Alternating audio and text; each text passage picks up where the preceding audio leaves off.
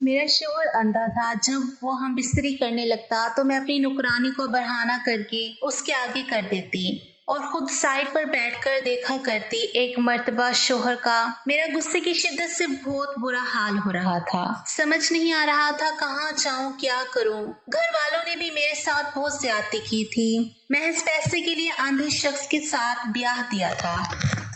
एक ऐसा इंसान था जो अपनी मर्जी से दुनिया को देख भी नहीं सकता, कहीं पे अकेले आ जा नहीं सकता। उसे मेरा हमसफर बना दिया था। उन्हें तो इस चीज का फायदा हो गया था, उन्हें जरूरत को पूरा करने के लिए पैसे मिल गए थे। मगर मैं कहाँ जाती, मुझे तो कोई रास्ता नजर नहीं आ रहा था। तभी दरवाजे के पास खटखट की आवाज सुनाई दी थी। फिर दरवाजे के अंदर वो आता दिखाई दिया। उसके साथ उसका वो मेल नर्स भी मौजूद था जो हर वक्त उसके साथ रहता था। वो उसे कमरे में बिठाकर वापस चला गया और जाते जाते मुझे कहने लगा कि अगर किसी भी चीज की जरूरत हो, कोई भी मसला हो तो मुझे आवाज देकर बुला लीजिएगा। मैं साथ वाले कमरे में हूँ। मैंने आंसू बहाते हाँ में सर हिला दिया और मेरा शोहर मेरे पास बैठ गया और अपने हाथों से टटोल कर मेरी तरफ देखने लगा था। गुस्से की एक लहर मेरे पूरे वजूद में दौड़ गई थी। मैंने उसका हाथ पीछे झटक दिया था। उसके चेहरे पर हैरत के तासुरात उभरे। शायद वो इस रद्द अमल के लिए तैयार नहीं था। वो तो ये समझ रहा था कि मैं गरीब खानदान की लड़की हूँ जो इसकी दौलत से पागल होकर शादी कर ली। उसे कैसे धोखा दे सकती थी।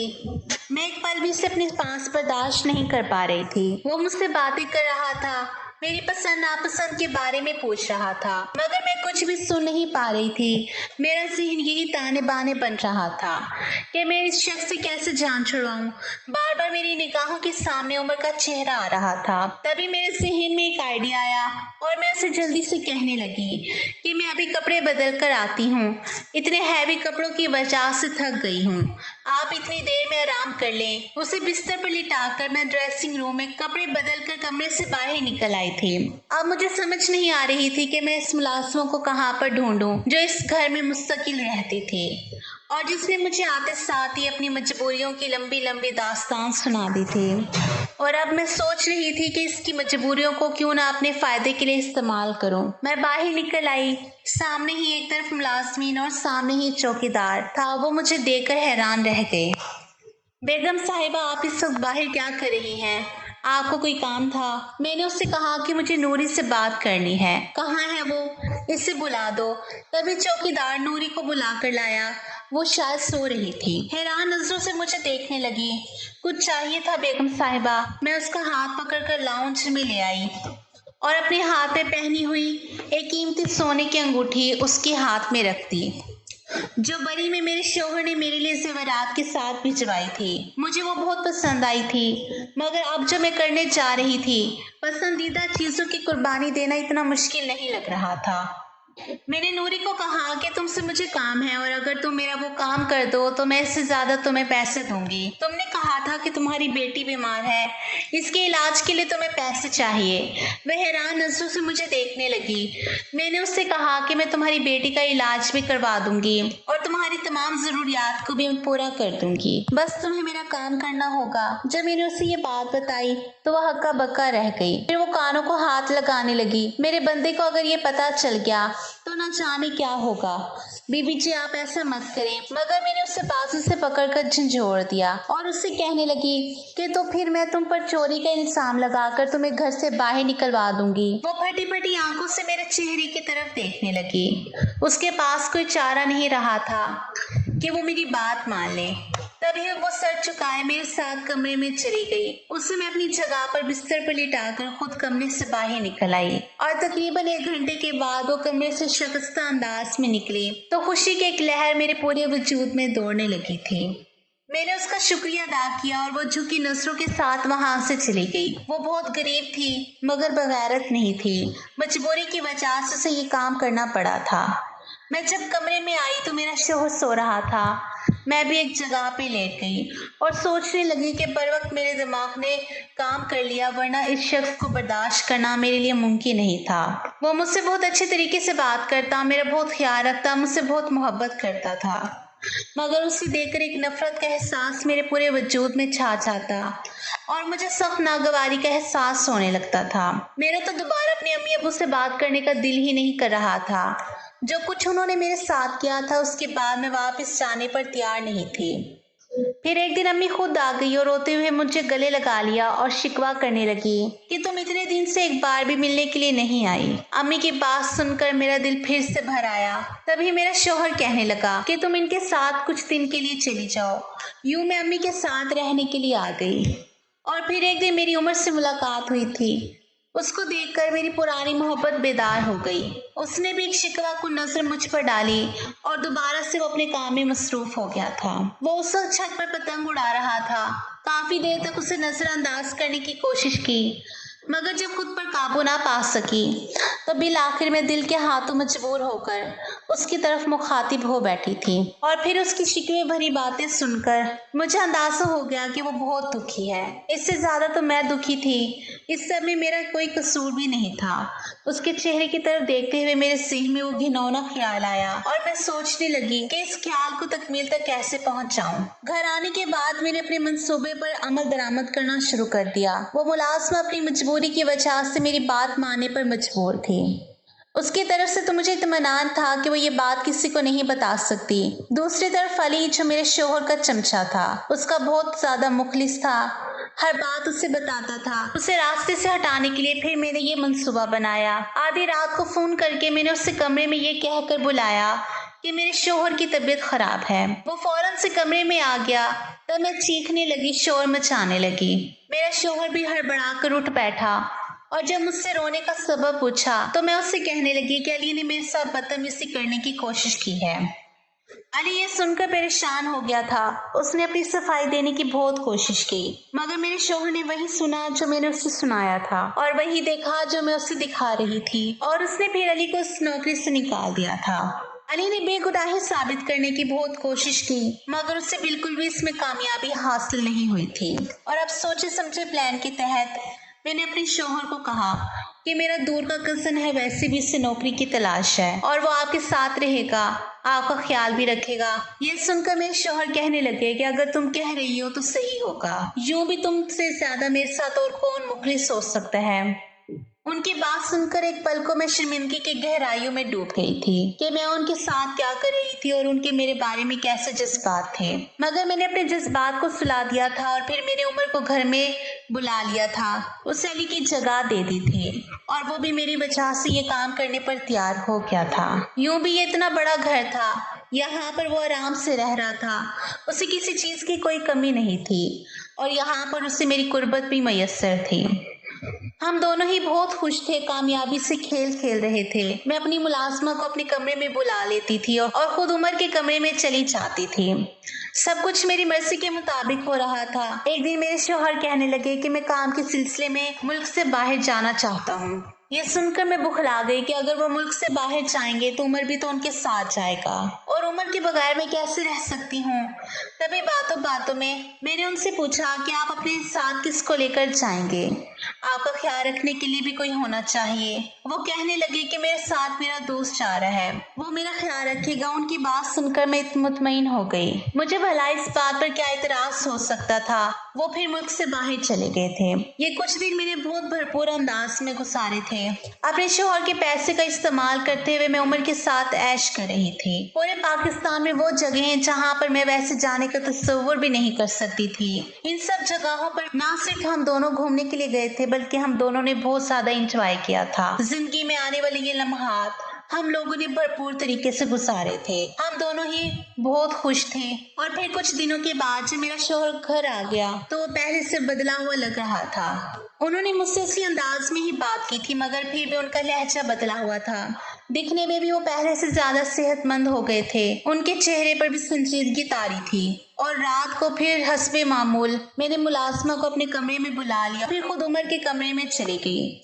मुझे उसके कमरे में गए हुए थोड़ी ही देर गुजरी थी जब एकदम दरवाजा खुला और कमरे की लाइट ऑन होगी। और जब मैंने पीछे मुड़कर देखा तो मैंने जब आंखें खोली तो घर में गुर्बत का माहौल देखा था। सारी जिंदगी हर चीज के लिए तरसते हुए गुजारी थी। घर में अम्मी अबू के अलावा हम 8 बहन भाई थे। मैं बहन भाइयों में सबसे बड़ी थी। यूं घर के काम काज की जिम्मेदारियां मुझ पर ही थी। बाकी बहन भाइयों को छोटा होने की वजह से फिर भी रियायत मिल जाया करती थी।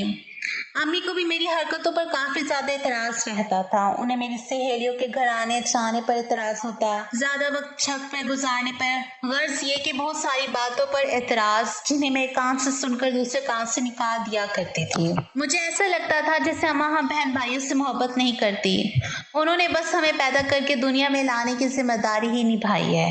मैं ऐसा सिर्फ सोच सकती थी, अम्मा के सामने ऐसा कह नहीं सकती थी क्योंकि वो चप्पल उतार कर मारते हुए देर नहीं लगाती थी। कमाने वाले सिर्फ अब्बा ही थे, तीनों भाई बहुत छोटे थे। ऐसे में घर में ज्यादातर दाल सब्जी ही पकती थी। कभी कभी तो घर में फाके की नौबत भी आ जाती थी। हमें अच्छा खाना महीनों बाद ही नसीब होता था। उमर मेरी जिंदगी में बाहर की मानद आया था। वो लोग कुछ टाइम पहले ही इस मोहल्ले में आकर आबाद हुए थे। ये घर उन्होंने किराए पर लिया हुआ था और वो हमसे भी ज्यादा गए गुजरे थे। हमें एक फायदा था कि कच्चा पक्का ही सही मगर घर हमारा अपना था। मगर वो लोग तो बेचारे अपने घर से भी महरूम थे। उमर की कोई नौकरी भी नहीं थी। वो सारा दिन दोस्तों के साथ यहाँ वहाँ घूमता फिरता रहता था। हम दोनों ही एक दूसरे को पसंद करते थे, शादी करना चाहते थे। जब उमर ने मेरे लिए रिश्ता भिजवाया तो अम्मा अब्बा ने ये कहकर रिश्ता उसी वक्त मना कर दिया कि लड़के की चाल चलन ठीक नहीं है और ना ही वो कोई नौकरी करता है। ऐसे नखट्टू इंसान के साथ का हमें क्या फायदा जो बेटी हर दूसरे तीसरे दिन रोकर मायके की दहलीज पर आती रही। अम्मा की बात एक हद तक ठीक थी मगर मैं फिर भी अपने फैसले से पीछे हटने को तैयार नहीं थी। मैंने जब इस बात पर एहतजाज किया तो अम्मा ने मेरी बहुत ही ज्यादा पिटाई की थी और अम्मा से मार खाने के बावजूद भी मैं अपनी बात से पीछे नहीं हट रही थी। इन्हीं दिनों अम्मा अब्बा के साथ न जाने क्या करते रहते थे। इन्हीं दिनों अम्मा अब्बा न जाने क्या बातें करते रहते थे और मुझे ऐसा लग रहा था जैसे वो लोग मेरे बारे में कोई खिचड़ी पका रहे थे। मगर मैं ये भी जानती थी कि मेरी मर्जी के बगैर वो कुछ भी नहीं कर सकते थे क्योंकि वो जानते थे कि मैं काफी ज्यादा तेज लड़की हूँ। तभी एक दिन अम्मा ने मुझे कहा कि अब्बा ने मेरा रिश्ता अपने बॉस के साथ तय कर दिया है। ये बात सुनकर मैं हक्का बक्का रह गई। ऐसे भला कैसे हो सकता है? आप लोग मेरी रजा चाहे बगैर मेरा रिश्ता कैसे तय कर सकते हैं जबकि आप जानते भी हैं कि मैं किसके साथ शादी करना चाहती हूँ। अम्मा ने मेरी बात सुनकर सर पीट लिया और कहने लगी कि वो नकट्टू, वो जो 10 रुपया भी नहीं कमाता, वो तुम्हें कहाँ से खिलाएगा, वो तुम्हारी जरूरियात कैसी पूरी करेगा। अम्मा की बात सुनकर मैं चुप हो गई थी। अब तो अब्बा भी इस रिश्ते की हामी भर रहे थे। अम्मा की निस्बत अब्बा से मैं बहुत ज्यादा डरती थी और उनके सामने तो मैं ऐसी बात करने के बारे में सोच भी नहीं सकती थी। अब्बा को सांस शुगर का मसला था। पिछले कई सालों से शुगर की बीमारी थी और अब जब उन्होंने मेरा रिश्ता तय कर लिया तो उन्हें इनके बॉस ने बहुत माली मदद भी की थी जिसके बारे में मुझे बाद में अंदाजा हुआ था। और फिर जब शादी से पहले ही मेरे लिए कीमती जेवरात और ढेर कपड़े आए तो ये देखकर कुछ पल के लिए मैं भी वक्ती तौर पर बहक गई थी और फिर शादी की तैयारियां करने लगी थी। जब मुझे अम्मा ने डरते डरते शादी वाले दिन ये बताया कि मेरे होने वाला शोहर अंधा है, उसे नजर नहीं आता, तो ये सुनकर मैंने एक झटके से सर उठाया था। अम्मा, आप लोगों ने मेरी जिंदगी बर्बाद कर दी। आखिर आप लोगों ने क्या सोचकर उस शख्स से मेरी शादी की है? मेरी हालत देखकर अम्मा गड़बड़ा गई और कहने लगी, अरे तो क्या हुआ, लड़का बहुत अमीर है, पैसों में खेलेगी तू, और तुम्हारे अब्बा कह रहे थे कि इसका इलाज मुमकिन है। कुछ टाइम पहले ही एक्सीडेंट से उसकी नजर चली गई है और ये भी हो सकता है कि वो ऑपरेशन करवा ले तो उसकी नजर वापस आ जाए। तो फिक्र क्यों करती है? अम्मा की बात सुनकर मैं चुप हो गई मगर दिल में उस शख्स के लिए बेइंतहा नफरत पैदा हो गई थी और इसी नफरत ने मुझे बगावत करने पर उकसाया और मैं नफरत की आग में गुनाह की तरफ चल गई जिसने अपने पैसों के बलबूते पर मजदूरी होने के बावजूद भी मुझे खरीद लिया था और मुझे मेरी मोहब्बत से दूर कर दिया था। मैं दिल में बेहताश नफरत और बदगुमानियां लेकर उसके घर में आई थी। उसे अपने रूबरू देखकर भी मेरे दिल से उसके लिए नफरत कम नहीं हुई थी, बल्कि मैं तो इस कमजोरी से फायदा उठाने का सोच रही थी और बिल आखिर में अपने मकसद में कामयाब हो गई थी। बल्कि एक तरह से तो मैं इस घर में खुश थी। एक तो मुझे उसकी गुर्बत भी बर्दाश्त नहीं करनी पड़ी थी और दूसरा मेरा महबूब भी हर वक्त मेरे पास रहता था और मैं पैसे में भी खेल रही थी, हर आसाइश मुयस्सर थी। अब जब हम दोनों सारी दुनिया से बेखबर होकर एक दूसरे में मदहोश हो गए थे तो कमरे की लाइट ऑन होने पर हम दोनों हड़बड़ा कर उठ बैठे।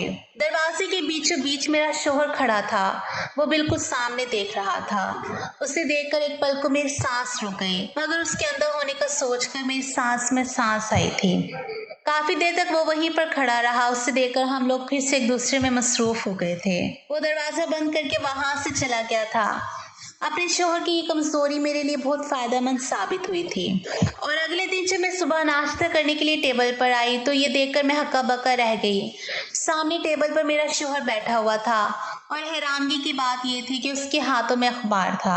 आंखों पे चश्मा टिकाए वो अखबार पढ़ने में मसरूफ था। मैंने और उमर ने हैरान व परेशान नजरें एक दूसरे पर डाली। ये सब क्या था? तभी मेरे शौहर ने मुझ पर एक भरपूर नजर डाली और कहने लगे कि मैं तुम्हें ये खुशखबरी सुनाना भूल गया था कि मैं बाहर अपनी आंखों का ऑपरेशन करवाने के लिए गया था और मेरी नजर वापस आ गई है। उसकी बात सुनकर मेरा ऊपर का सांस ऊपर और नीचे का नीचे ही रह गया था। इसका मतलब था कि रात जो कुछ भी हुआ था उसने देख लिया था। मेरे चेहरे के तासुरात देखकर वो जख्मी से अंदाज में मुस्कुराया और कहने लगा कि मैंने तुम पर इतबार किया था, तुमसे सच्ची मोहब्बत की थी। जब तुमने अली पर इल्जाम लगाया था तो मैं तभी चौंक गया था और फिर ऑफिस में जाने के बाद मैंने अली को अपने ऑफिस में बुलाया तो हिचकिचाते हुए उसने मुझे बताया कि तुम झूठ बोल रही हो, उस पर इल्जाम लगा रही हो। इस सब में न जाने तुम्हारा क्या मकसद है और तभी मैं तुम्हारी हकीकत खुद जानना चाहता था। मैं किसी के मुंह से तुम्हारे बारे में कुछ भी सुनना नहीं चाहता था और मुझे ये भी खबर नहीं थी कि वो सच कह रहा है या झूठ कह रहा है। और अब मैं जब ऑपरेशन करवा कर वापस आया तो तुमने जब मुलाजमा को मेरे कमरे में भेजा तो मैं ठटक गया था। मुलाजमा भी मुझे अंधा समझ रही थी, मगर जब मैंने उससे बात की और उसे ये सब पूछा तो वो पहले तो डर गई और फिर रोते हुए कहने लगी कि मैं मजबूर थी, मैंने जो कुछ भी किया मजबूरी की वजह से किया। उसकी बात सुनकर गुस्से की एक शदीद लहर मेरे वजूद में सलाहत कर गई थी। तभी मैं अपना शक दूर करने के लिए इस कमरे में आया तो मुझे अंदाजा हो गया कि तुम ये सब कुछ क्यों कर रही थी। उसने मेरे हाथ में खाकी रंग का लिफाफा दिया और कहने लगा कि इसमें तुम्हारी तलाक के कागजात हैं, मैंने तुम्हें अपने रिश्ते से आजाद कर दिया है। मैंने बेयकीनी से नजर उस पर डाली थी। उसने तो मुझे माफी मांगने का मौका भी नहीं दिया था और फैसला सुना दिया। तभी उसने एक फाइल मेरे हवाले की और कहने लगा कि ये छोटा सा अपार्टमेंट मैंने तुम्हारे लिए खरीदा था। क्योंकि ये तुम्हारा तोहफा था, तुम्हारे लिए खरीदा था, तो ये मैं तुम्हारे हाथ में ही देना चाहता हूँ। अब तुम जो चाहो इसका करो और मुबारक हो, अब तुम आजाद हो अपनी मर्जी से अपनी जिंदगी गुजारने के लिए। हम दोनों दबे कदमों से वहां से निकले थे। ये भी गनीमत था कि उसने मेरे नाम पर अपार्टमेंट कर दिया था और मेरे बैग में भी अच्छे खासे पैसे मौजूद थे। वापिस आते हुए मैं अपने कपड़े और तमाम जेवरात भी उठा कर ले आई थी, जो कि काफी टाइम तक हम दोनों की जरूरियात पूरी करने के लिए काफी थे। हम दोनों इस अपार्टमेंट में आकर रहने लगे और फिर इद्दत मुकम्मल होते ही मैंने उमर पर जोर देना शुरू कर दिया कि निकाह कर लो। उसने मुझसे शादी कर ली। सारा दिन वो घर में ही रहता था। अब मेरे पास पैसे और जेवरात खत्म होने लगे थे। अब मैं चीखने चिल्लाने लगी थी। सुबह शाम उमर को कहती थी कि कोई काम धंधा कर लो, आखिर कब तक यूं घर में पड़े रहोगे। जब भी मैं उससे ये बात कहती तो वो मुझे प्यार से टाल देता, मगर अब मेरी बर्दाश्त जवाब दे गई थी। अब मैं उसे गुस्से से कहती थी। इसी वजह से उसने मुझ पर हाथ उठाना भी शुरू कर दिया था। मैं जब भी उसे कमाने की बात करती तो वो मुझ पर गुस्सा करने लगता। मुझे अब उमर नखट्टू इंसान लगता था, उससे तो काम करने की आदत ही नहीं थी। अम्मा की बात बिल्कुल सही थी, वो सिर्फ आवारागर्दी कर सकता था और अच्छी अच्छी बातें कर सकता था। इसके अलावा इसमें और कोई गुण नहीं था, मगर अफसोस कि मैं इन्हीं खूबियों की वजह से इस पर मरती थी और अपना हंसता बसता घर उजाड़ कर बैठी थी। माँ बाप मुझसे नाराज थे, वो मेरी शक्ल भी नहीं देखना चाहते थे और यहाँ मैं हर वक्त जलते कुटते दिन गुजार रही थी। तालीम भी मेरी मैट्रिक थी, मुझे किसी अच्छी जगह पर नौकरी भी नहीं मिल सकती थी।